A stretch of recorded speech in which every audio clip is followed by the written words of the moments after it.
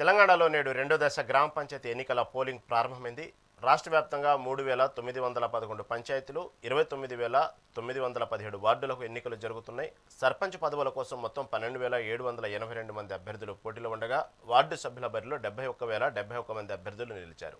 ఉదయం 7 గంటలకు ప్రారంభమైన పోలింగ్ ప్రక్రియ మధ్యాహ్నం 1 గంట వరకు కొనసాగనుంది.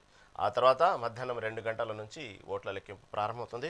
మరి ఆదిలాబాద్ జిల్లా వ్యాప్తంగా ప్రస్తుతం తాజా పరిస్థితి ఏంది మా ప్రతినిధి నరేష్ అందిస్తారు మరింత సమాచారం.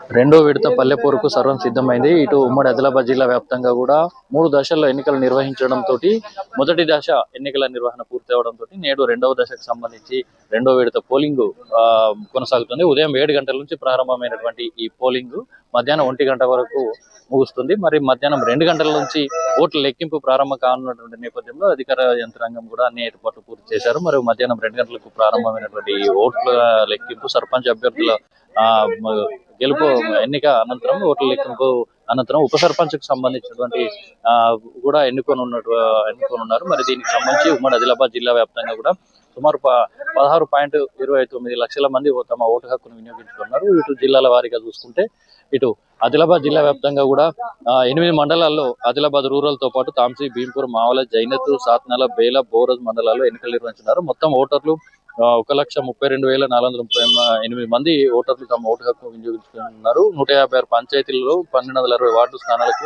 ఎన్నికలు జరగనున్నాయి. 17 గ్రామ పంచాయతీలు, 431 వార్డులు ఏకగ్రీవం కాగా మిగిలినటువంటి 139 గ్రామ పంచాయతీలో 520 మంది అభ్యర్థులు, 825 వార్డుల్లో 2,496 మంది బరిలో నిలిచారు. మొత్తం 1,146 సమస్యాత్మక పోలింగ్ కేంద్రాలను గుర్తించారు. దీనికి సంబంధించి 17 వెబ్ కాస్టింగ్ తో పాటు 23 కేంద్రాల్లో మైక్రో అబ్జర్వర్ నియమించారు. 960 మంది సిబ్బందితోటి పటిష్ట భద్రతను ఏర్పాటు చేశారు.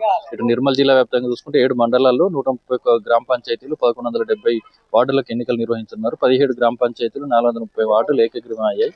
మరి దీనికి సంబంధించి మిగిలినటువంటి ఏదైతే 121 పంచాయతీలలో 735 వార్డులకు ఎన్నికలు జరగనున్నాయి. 414 మంది సర్పంచ్ అభ్యర్థులు, 1706 మంది వార్డు స్థానాలకు అభ్యర్థులు బరిలో నిలిచారు. మహిళలు ఎక్కువ కీలకం కానున్నటువంటి నిర్మల్ జిల్లా వ్యాప్తంగా ఉన్నటువంటి 7 మండలాల్లో సుమారు మహిళలు 91,316 మంది ఉండగా ఇటు పురుషులు 80,000 మంది ఉన్నారు. మరి మొత్తంగా పురుషుల కంటే మహిళలు 11,172 మంది మహిళలు ఎక్కువగా ఉన్నటువంటి నేపథ్యంలో ఇటు మహిళా ఓటర్లే ఇటు పంచాయతీ ఎన్నికలకు సంబంధించింది అభ్యర్థులకు సంబంధించి కీలకం గెలుపు సంబంధించిన విషయంలో కీలకం కానున్నారు. మరి దీంతో పాటు 2 విడతలో 10 గ్రామాలతో పాటు సర్పంచ్ పూర్తి స్థాయిలో ఉన్నటువంటి వార్డు స్థానాలు కూడా పూర్తిగా ఏకగ్రీవం కావడం ఇక్కడ ప్రధానంగా గమనార్హం. దాంతో పాటు ఇటు మంచిర్యాల జిల్లా వ్యాప్తంగా చూసుకుంటే 2వ విడతలో 7 మండలాల్లోని 114 పంచాయతీలు, 996 వార్డులకు ఎన్నికలు జరగనున్నాయి. ఇటు 2 పంచాయతీలు ఏకగ్రీవం కాగా ఒక పంచాయతీలో రిజర్వేషన్ అనుకూలించకపోవడంతో నామినేషన్ దాఖలు కాలేదు. 1,37,382 మంది ఓటర్లు తమ ఓటు హక్కును వినియోగించుకున్నారు. 111 పంచాయతీలో 336 మంది బరిలో ఉన్నారు. 996 వార్డుల్లో 111 ఏకగ్రీవం కాగా 12 స్థానాల్లో నామినేషన్ దాఖలు చేయకపోవడంతో మిగిలినటువంటి 873 వార్డుల్లో 2,059 మంది అభ్యర్థులు బరిలో ఇచ్చారు. మొత్తంగా జిల్లా వ్యాప్తంగా 30 సమస్యాత్మక ప్రాంతాలను గుర్తించి పటిష్ట బందోబస్తు ఏర్పాట్లు కూడా చేశారు. ఇటు కొమరం భీం జిల్లా వ్యాప్తంగా చూసుకుంటే 6 మండలాల్లో 2వ విడత ఎన్నికలు నిర్వహిస్తున్నారు. 113 పంచాయతీలు ఉండగా 992 వార్డు స్థానాలకు 131,622 మంది ఓటర్లు ఓటు హక్కును వినియోగించున్నారు. ఒకటి పంచాయతీ ఏకగ్రీవం కాగా 112 పంచాయతీలలో 438 మంది సర్పంచ్ అభ్యర్థులు ఇటు బరిలో నిలిచారు. 992 వార్డుల్లో 144 ఏకగ్రీవం కాగా మిగిలినటువంటి 837 వార్డుల్లో 2,294 మంది అభ్యర్థులు బరిలో నిలిచారు. 2,499 మంది సిబ్బంది ఎన్నికల విధులను నిర్వహించారు. బందోబస్తు కోసం 655 మంది పోలీసు సిబ్బందితో పాటు ఇతర శాఖలకు సంబంధించిన 197 మంది విధులు నిర్వహిస్తున్నారు. మొత్తంగా చూసుకుంటే దీనికి సంబంధించి ఇటు ఎన్నికలు ప్రశాంత వాతావరణంలో శాంతియుతంగా నిర్వహించేందుకు మొదటి విడత ఏ విధమైనటువంటి వాతావరణం జరిగాయో దానికి సంబంధించి అదే విధంగా 2వ విడతను కూడా ప్రశాంతయుతమైనటువంటి వాతావరణంలో నిర్వహించేందుకు కూడా అధికారులు అన్ని ఏర్పాట్లు పూర్తి చేశారు. ఇటు సమస్యాత్మక ప్రాంతాలను గుర్తించి దీనికి సంబంధించినటువంటి వెబ్ కాస్టింగ్ కూడా ద్వారా ఎన్నికల సరళిని ఎప్పటికప్పుడు పర్యవేక్షిస్తున్నారు. దాంతో పాటు